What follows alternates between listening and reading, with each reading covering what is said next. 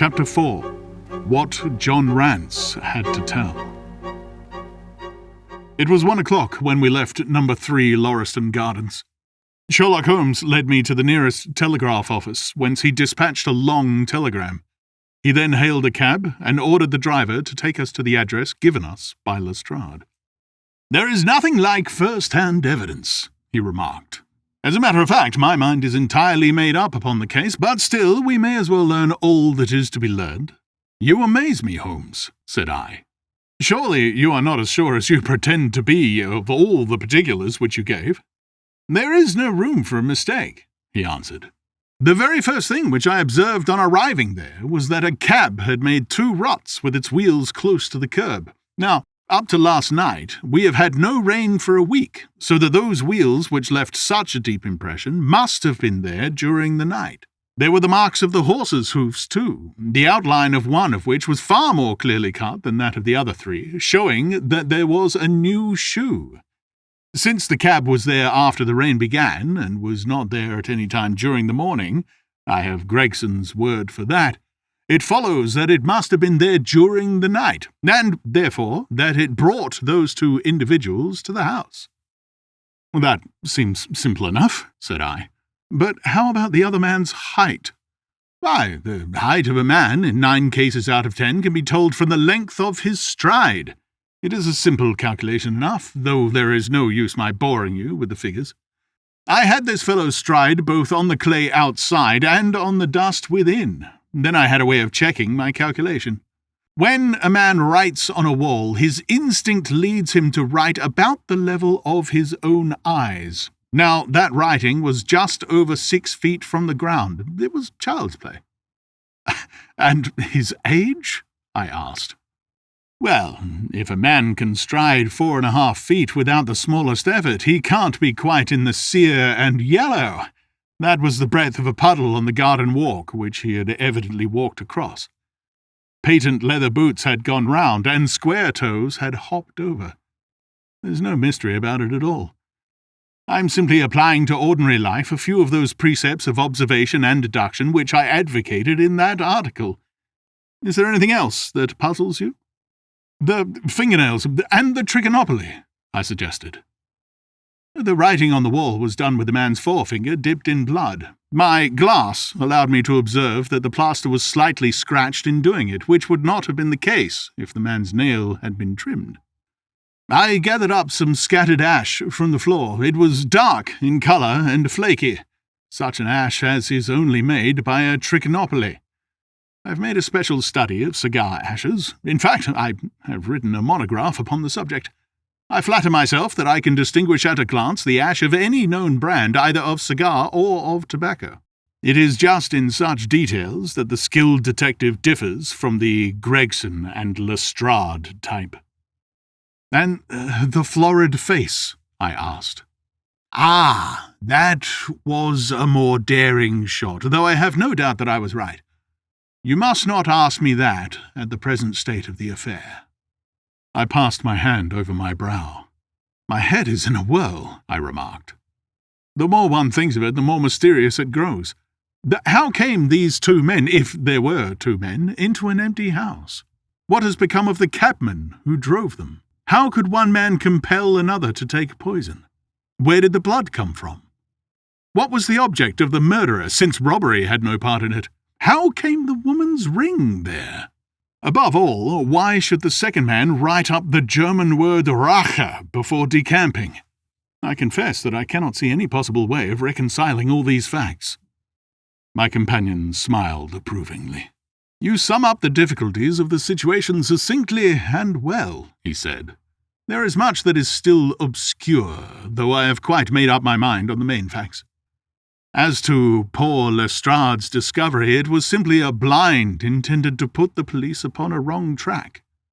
By suggesting socialism and secret societies, it was not done by a German.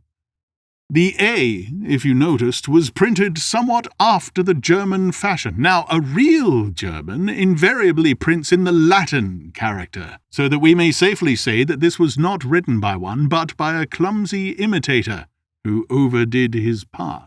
It was simply a ruse to divert inquiry into a wrong channel.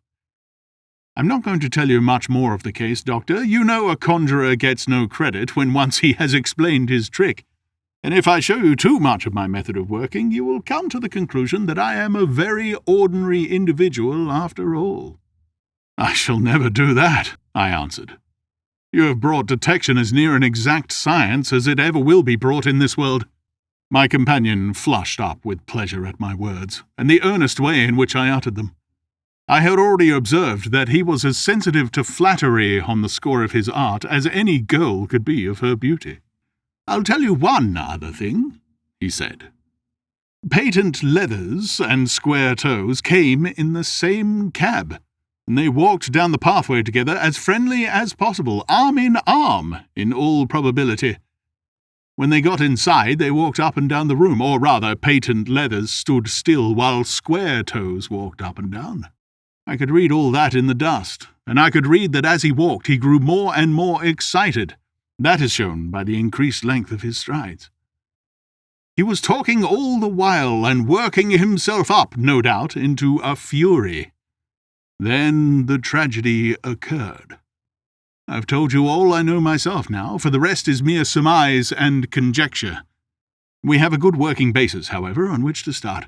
We must hurry up, for I want to go to Halley's concert to hear Norman Neruda this afternoon." This conversation had occurred while our cab had been threading its way through a long succession of dingy streets and dreary byways. In the dingiest and dreariest of them, our driver suddenly came to a stand.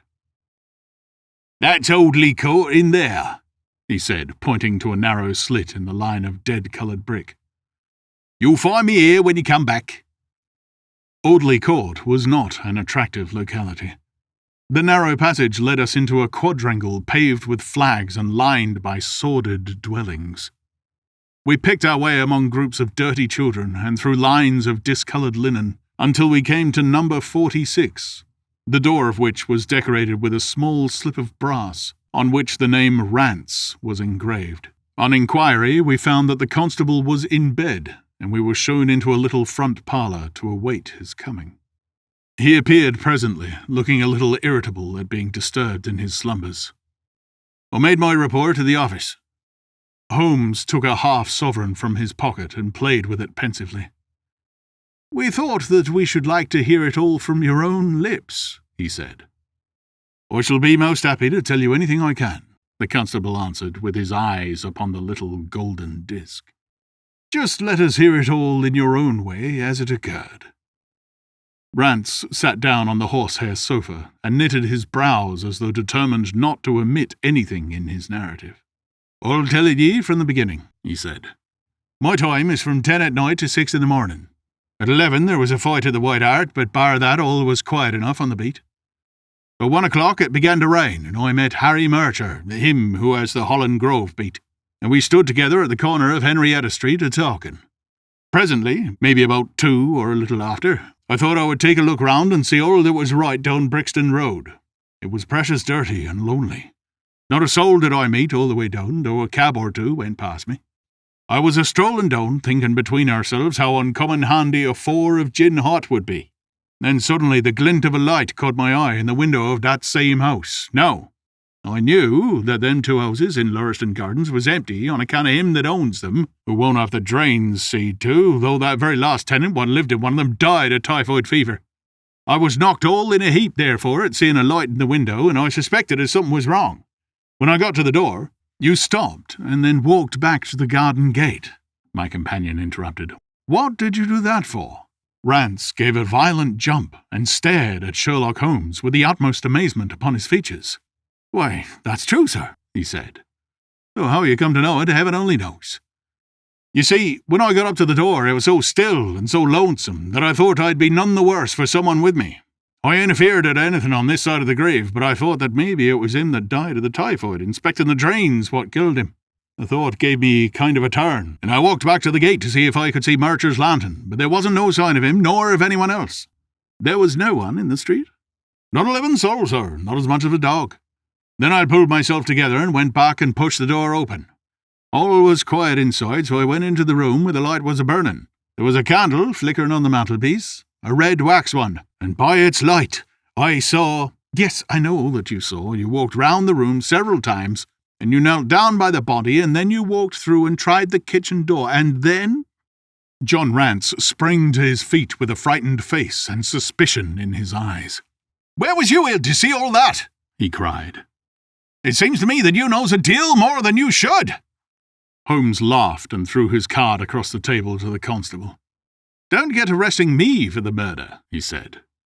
"I am one of the hounds and not the wolf. Mr. Gregson or Mr. Lestrade will answer for that. Go on, though. What did you do next?" Rance resumed his seat without, however, losing his mystified expression. "I went back to the gate and sounded my whistle. That brought Murcher and 2 more to the spot." "Was the street empty then?" "Well, it was, as far as anybody that could be of any good goes." "What do you mean?" The constable's features broadened into a grin.